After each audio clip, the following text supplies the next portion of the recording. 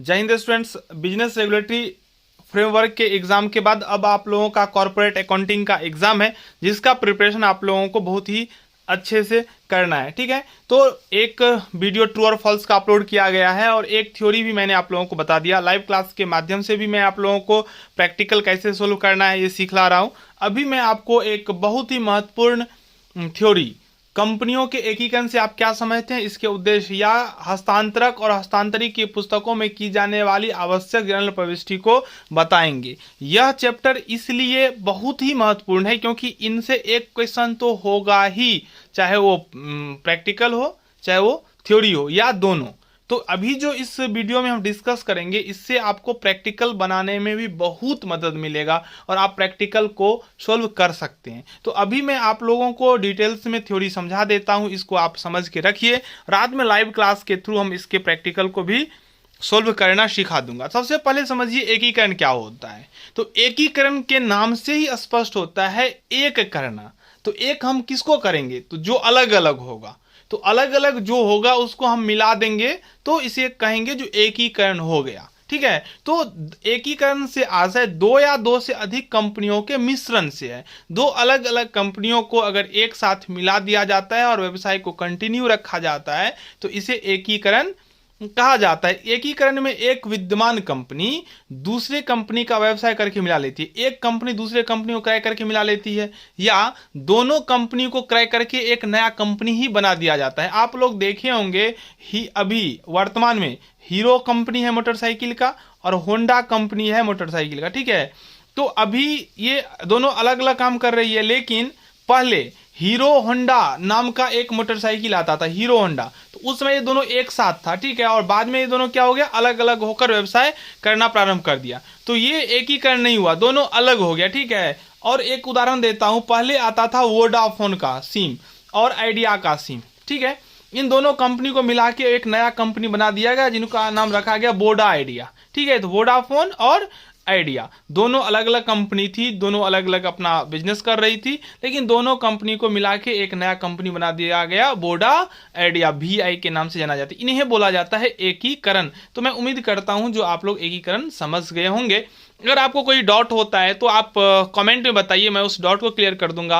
अगर आप हमसे जुड़ के हमसे बात करके कोई हल चाहते हैं तो आप व्हाट्सएप ग्रुप ज्वाइन कर लें, जिसका लिंक इस वीडियो के डिस्क्रिप्शन में है, और आप मैसेज करके अपना सोल्यूशन ले सकते हैं। बहुत सारे स्टूडेंट्स ऐसा करते भी हैं। ठीक है, तो एकीकरण में एक विद्यमान कंपनी दूसरे कंपनी का क्रय करके मिला लेती है, अथवा दो या दो से अधिक कंपनियां अपने व्यवसाय का समापन करके एक नई कंपनी बनाती है। यही हुआ है वोडा आइडिया में। ठीक है, लेखांकन प्रमाप 14 के अनुसार एकीकरण किसी एक विद्यमान कंपनी का किसी दूसरी विद्यमान कंपनी में, एक ही बात को घुमा फिरा के बार बार लिख देना है। ठीक है, वह कंपनी जिसे दूसरी कंपनी में समामेलित किया जाता है, हस्तांतरक। अगर इसको हम विक्रेता कंपनी बोल देना तो कोई आश्चर्य की बात नहीं होगा। अर्थात जो जिस कंपनी का विक्रय होता है, जो कंपनी बिक जाता है, उन्हें हस्तांतरक या ट्रांसफेरर कहा जाता है। वह कंपनी जिसमें कोई हस्तांतरक कंपनी या कंपनियां सम्मिलित की जाती है, यानी कि क्रेता कंपनी को हस्तांतरी कंपनी अर्थात अंग्रेजी में ट्रांसफेरी कंपनी कहते हैं। इस प्रकार अवशोषित एब्जॉर्ब्ड या विक्रेता कंपनी के लिए हस्तांतरक कंपनी और अवशोषक एब्जॉर्बिंग या क्रेता कंपनी के लिए हस्तांतरी कंपनी का प्रयोग किया जाता है। इसका उद्देश्य क्या होता है, कोई भी काम होता है तो उद्देश्य के लिए, देखिए इतना उद्देश्य दिया हुआ है। पहला, व्यवसाय के संचालन में मितव्ययता लाना। ये जियो आने से सभी नेटवर्क जो टेलीकॉम कंपनी है सबको बहुत ज़्यादा दिक्कत का सामना करना पड़ा। कंपटीशन में लड़ने के लिए एक एयरटेल सर्वाइव कर रहा था, जियो वोडाफोन आइडिया अलग अलग उतना एफर्ट नहीं डाल रहा था, दोनों मिलकर काम करना प्रारंभ कर दिया। तो व्यवसाय के संचालन में मितव्यता लाना, कंपनियों के मध्य होने वाली आपसी प्रतिस्पर्धा को कम करना, समाप्त करना, क्योंकि अलग अलग वोडा भी अपना मेहनत करता, आइडिया भी, तो दोनों मिलके तो जियो को थोड़ा बहुत कर सकता था। ठीक है, व्यवसाय की विभिन्न क्रियाओं पर नियंत्रण पाना, बड़े पैमाने पर उत्पादन करना, अधिक पूंजी की आवश्यकता को पूरा करना, विशेषज्ञों को सेवा प्रदान करना, ऐसे सब काम के लिए एकीकरण किया गया। ठीक है, एकीकरण के प्रकार, एकीकरण दो प्रकार के होते हैं, विलय की प्रकृति का एकीकरण और क्रय की प्रकृति का एकीकरण। कि परचेज और एक तो हो गया परचेज मेथड, जो जिन्हें हम लोग बोलते हैं क्रय की प्रकृति का एकीकरण, और एक होता है मर्जर, विलय की प्रकृति का एकीकरण। Merger amalgamation in the nature of merger, और ये होता है amalgamation in the nature of purchase. ये अलग अलग नेचर का जो एकीकरण है उसके आधार पे एंट्री भी अलग अलग किया जाता है। विलय की प्रकृति के एकीकरण में 5 शर्त को संतुष्ट करना पड़ता है। पहला शर्त ये हो गया, एकीकरण के बाद हस्तांतरक कंपनी की सभी संपत्तियां और सभी दायित्व को हस्तांतरित कंपनी की संपत्तियां दायित्व में बन जाती है, यानी कि उनको एक एक संपत्ति और एक एक एसेट्स लाइबिलिटीज को परचेज कर लेना। दूसरा, हस्तांतरक कंपनी अथवा उसकी सहायक कंपनी द्वारा एकीकरण के पूर्व तक ग्रहण किए गए हस्तांतरक कंपनी के समता अंशों के अतिरिक्त अन्य समता अंशों के अंकित मूल्य के कम से कम 90% के अंशधारी हस्तांतरी कंपनी के समता अंशधारी एकीकरण के बाद बन जाते हैं। तो ये 5 शर्तें हैं जो देख लीजिएगा, मन होगा लिखने का तो लिखिएगा, नहीं तो चलिए। क्रय की प्रकृति में एकीकरण, क्रय की प्रकृति में एमलगेमेशन इन नेचर, तो वो जो 5 शर्त है ना, उनमें से कोई अगर शर्त फॉलो नहीं होगा तो वो क्रय की प्रकृति का एकीकरण माना जाएगा। ठीक है। हस्तांतरक कंपनी की पुस्तकों में क्या क्या जर्नल प्रविष्टि होगा, चलिए हम आपको बताते हैं। ठीक है। तो सबसे पहला जो एंट्री होगा हस्तांतरक यानी कि ट्रांसफेरर की पुस्तक में, वो क्या होगा, हस्तांतरी कंपनी यानी कि हस्तांतरण पाने वाले कंपनी द्वारा ली गई संपत्तियों के हस्तांतरण के लिए सभी संपत्तियों को लिया जाता है। अगर आपने डिजुलेशन और पार्टनरशिप फॉर्म पढ़ा होगा तो सेम वही एंट्री आपको करना है। Realization account debit to sundry assets account, ये इतना डिटेल्स आप नहीं भी लिखेंगे तो काम चल जाएगा। ये स्पेशली प्रैक्टिकल के लिए है। जो संपत्तियां पुस्तक मूल्य पर हस्तांतरित की जाती है, हस्तांतरी कंपनी नगद और बैंक नहीं लेती है, इसे वसूली खाते में हस्तांतरित नहीं किया जाएगा। बनावटी यानी कि फिक्टिशियस एसेट को क्या किया जाता है तो वसूली खाता में हस्तांतरित नहीं किया जाएगा। तो ये सब प्रैक्टिकल में काम करेगा। आप थ्योरी में बस इतना ही लिख देंगे तो काम चल जाएगा। दूसरा एंट्री होता है लाइबिलिटीज परचेज करने के लिए, सन्ड्री लाइबिलिटीज टू रियलाइजेशन, ये बात है। फिर देख लीजिए तीसरा एंट्री होता है अंश पूंजी, संचय, संचित लाभ एवं विभिन्न कोषों को हस्तांतरित करने पर, तो जो जो हस्तांतरित किया सबको डेबिट करना है। ठीक है, देखिए कितना है 2 में आ जाएगा इक्विटी शेयर होल्डर्स अकाउंट। चौथा एंट्री है काल्पनिक संपत्तियों को हस्तांतरित करने के लिए, तो इक्विटी शेयर होल्डर्स अकाउंट या टू जितना भी है, statement of PL, preliminary expenses, expense on issue of shares and debentures, underwriting commission, advertisement, ये सब। उसके बाद एक क्रय प्रतिफल के लिए ट्रांसफेरी कंपनी अकाउंट या टू रियलाइजेशन अकाउंट, क्रय प्रतिफल प्राप्त होने पर बैंक अकाउंट या अगर पैसा देता है, अगर शेयर देता है तो share in transferee company to transferee company. ठीक है। फिर 7वां एंट्री हो जाएगा जिन संपत्तियों को हस्तांतरित कंपनी ने नहीं लिया हो। सभी संपत्ति ले लेगा तो विलय के स्वभाव के एकीकरण में होगा। अगर कोई नहीं लेता है तो उन संपत्तियों को बेचकर धनराशि प्राप्त करने के लिए बैंक अकाउंट या अगर लॉस में बेचेगा तो रियलाइजेशन अकाउंट या टू एसेट्स टू रियलाइजेशन, अगर प्रॉफिट में बेच कर रहा है तो। ओवरऑल एंट्री हुआ बैंक टू एसेट्स, लॉस में अगर बेच रहा है तो रियलाइजेशन डेबिट होगा, अगर प्रॉफिट में बेच रहा है तो रियलाइजेशन क्रेडिट होगा। दोनों एक साथ नहीं होगा, ये बात समझ लेना है। ठीक है।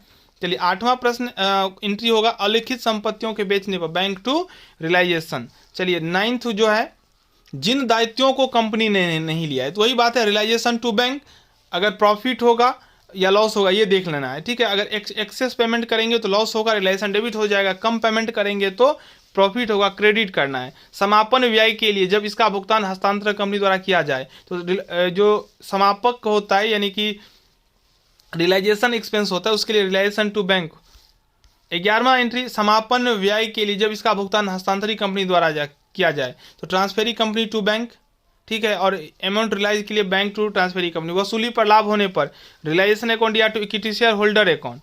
वसूली खाता में हानि होने पर ठीक opposite equity share holder to realization. और लास्ट में पेमेंट करने का बात आएगा तो प्रेफरेंस शेयर होल्डर को पेमेंट करने के लिए preference share capital to preference share holder और preference share holder to bank या शेयर इन ट्रांसफेरी, जो जैसे पेमेंट कर रहा हो। फिर उसके बाद यदि पूर्वाधिकारी को प्रीमियम पर भुगतान किया जा रहा हो तो realization to preference share holder और preference share holder to realization, ये सब एंट्री है। उसके बाद आता है हितों के एकीकरण यानी कि समूहीकरण की दशा में।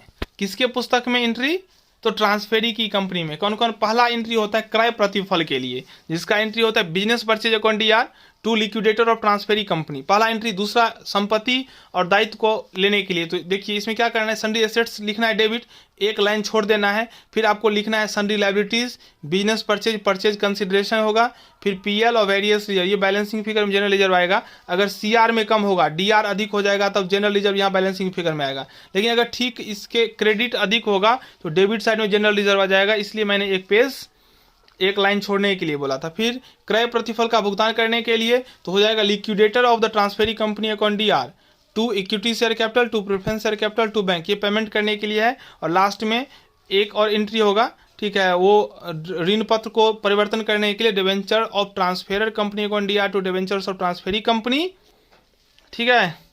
और सबसे अंत में हस्तांतरी कंपनी द्वारा हस्तांतरक कंपनी के समापन व्ययों का भुगतान, लिक्विडेशन एक्सपेंस टू बैंक, और समापन व्ययों को सामान्य संचय अथवा लाभ हानि में अप्लिकित करने के लिए तो जनरल रिजर्व या statement of PL account to liquidation expense. और इस प्रकार से एक दो और एंट्री, ये 7-8 करके ये खत्म हो जाएगा। वो एंट्री जो था वो विलय के स्वभाव के एकीकरण में है। अब आपको क्रय के स्वभाव के एकीकरण में क्या एंट्री करना है, तो पहला एंट्री सेम ही होता है, business purchase account to liquidator और ट्रांसफेरी कंपनी, ली गई संपत्ति, जो संपत्ति खरीद रहा है, तो सन्ड्री एसेट्स अकाउंट डीआर, अगर इधर डीआर में कम होगा तो गुडविल हो जाएगा, ठीक है, फिर सन्ड्री लायबिलिटी, फिर टू बिजनेस परचेज, ऐसे करके। अगर सीआर में कम होता है तो कैपिटल रिजर्व होगा, डीआर में ये जो था वही होगा, ठीक है।